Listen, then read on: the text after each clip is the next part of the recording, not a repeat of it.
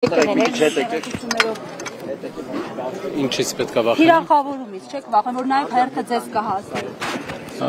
Եկեք սենց նայենք, եթե մտնում ես մի դիրքորոշում ես արտահայտում, պետք է հասկանաս ամբողջ պատասխանատվությունը։ Շնայած դիրքորոշումը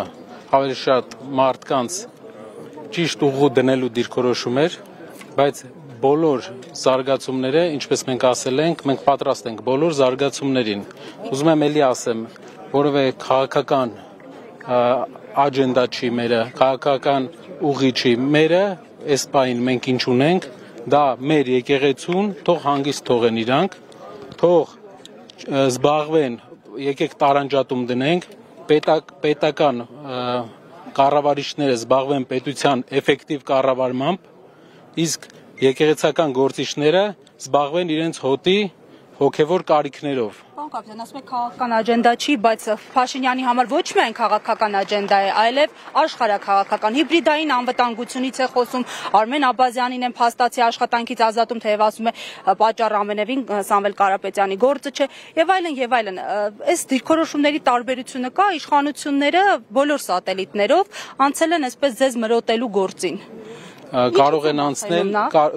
անցնել մրոտելու գործին մարդկանց, ուղղակի պետք է հիմք լինի դրա համար։ Ինչը պետք է մրոտեն, օրինակ ես ուզում եմ հասկանամ ինչից են խոսում, մի հատ կարակ ասեք ինչից են խոսում։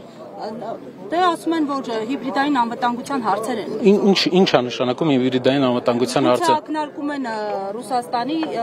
միջամտությունը եւ հայ ժողովրդի տարբերաբար այդ թեմաներով անդրադարձեր են լինում։ Հայ ժողովրդի մեծամասնությունը ապրում է Հայաստանից դուրս։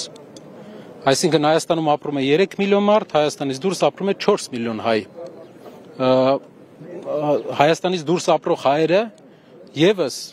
հայերեն ու երբեմն շատ ավելի մոտիվացված ու իրենք էլ ունեն կարծիք իրենց հայրենիքի մասին։ Ասում է այո չեն կարող գալ դրսից ինչ որ սպառնալիքներ հնչեցնել Հայաստանի Հանրապետության հասցեին։ Իհարկե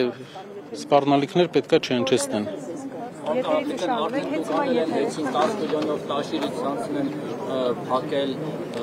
սրա մասով ինչ կասեք, որոշ կետեր տա։ Ոչ մի բան, նորմալ է։ Պարոն Կարապետյան, իշխանության մոտ, որովհետև դուք նաև այս իշխանության օրոք եք բարեգործական ծրագրեր իրականացրել Հայաստանում, ինչը փոխվեց։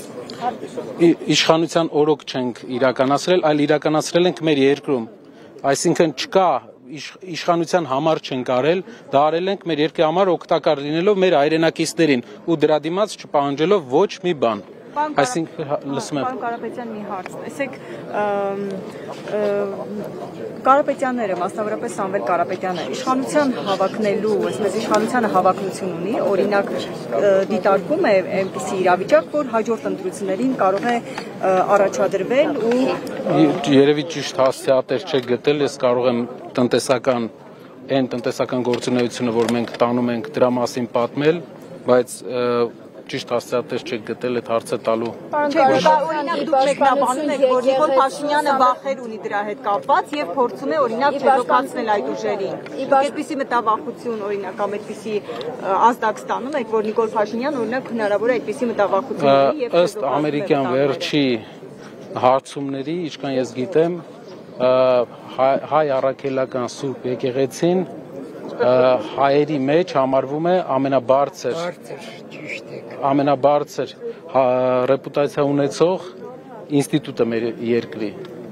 Իսկ դա նշանակում է, որ մեր բնակչության մեծամասնությունը աջակցում է իր եկեղեցուն եւ տեսնում է իր հոգու կարիքների հոգալու տեղը իր եկեղեցում։ Այո, կլինեն մարդիկ, ովքեր ինչ որ խնդիրներ են տեսնում, կլինեն սպասավորներ, ովքեր խնդրահարույց են, բայց նույնը կա բժիշկների մեջ, ոստիկանության մեջ, անգամ մեր կառավարության մեջ կարող է հազվադեպ, բայց կարող է լինեն մարդիկ, ովքեր արժանի չեն իրանց դիրքին։ Դուք կարծում եք միայն եկեղեցուն պաշտպանելու համար է, թե տեսնում է այդպիսի վտանգ, օրինակ Ռուսաստանի Չեմ կարող ասել, ինչքան ես հասկանում եմ, շատ տարօրինակ է, որ այսպիսի մեծ եկեղեցական տրադիցիա ունեցող երկրի ղեկավար կարող է այսպիսի բացասական վերաբերմունք ունենալ իր երկրի հիմնական ինստիտուտներից մեկին։ Շնորհակալություն։ Ռուսաստանից արձագանքներ կան, օրինակ Զախարովան, բացի Զախարովայից այլ նաև Շնորհակալ եմ, մյուսը հետո կշարունակենք ինձ թվում է այսքան պարոն Կարապետյան, ձեր կարծիքով միայն վերջին հայտարարությունն էր ձեր հորեղբոր պատճառը, որ այսպես արշավ սկսվեց ձեր դեմ, թե նախապատմություն այլ հիմքեր ունեն, որովհետև մենք հիշում ենք, որ վատ չեն ձեր հարաբերությունները, հա, Նիկոլ Փաշինյանի հետ, նա ձեզ էր գովում, այսինքն բարերար գործարարներին Սամվել Կարապետյանին, Ռուբեն Վարդանյանին Արցախում դեռևս չհանձնված իր կողմից, հետո 21 թվականին Սամվել Կարապետյանը ջերմընդունելության արժանացավ Նիկոլ Փաշինյանի մոտ, եւ այս ընթացքում ձեր կողմից, ձեր ընտանիքի կողմից այդպես ընդդիմացող ինչ որ բաների չենք տեսել, հա, չենք որ մասնակցել։ Մի տեսլական ունենք, մեր տեսլականը կայանում է սրանում։ Եթե մեր ժողովուրդը ընտրում է ղեկավար, մենք կաշխատենք այդ ղեկավարի հետ եւ կփորձենք մեր երկրին ինչ որ դրական էֆեկտ տալ։ Միշտ աշխատել ենք այդպես ու երբեք խնդիր չի եղել։ Այդ դուք տեսնում եք, չէ՞, ղեկավարը ինչ քայլեր էր անում, օրինակ հանձնեց Արցախը, չգիտեմ, բազմաթիվ այլ հայտարարություններ արեց, Հայաստանի սուվերեն տարածքից որոշ տարածքների նրա օրոք զիջվեցին թշնամուն, ու այսպես շարունակ։ Ինձ թվում է բոլորն են տեսնում ու դրա հայելին պետք է լինի ժողովրդի կարծիքը, մարդկանց կարծիքը, եթե մեր հայրենակիցները կողմ են, եթե կողմ չեն, ուրեմն կողմ չեն, մենք ոչ բայց չեք արտահայտել ձեր դեմ արտահայտել ենք դուք երևի չեք հիշում Սամվել Կարապետյանն էլ իմ հայրն էլ Կարեն Կարապետյանն էլ կոչ են արել վարչապետին հրաժարական տալ շնորհակալություն Կարապետյան հետը պետականացնելու հետ կապված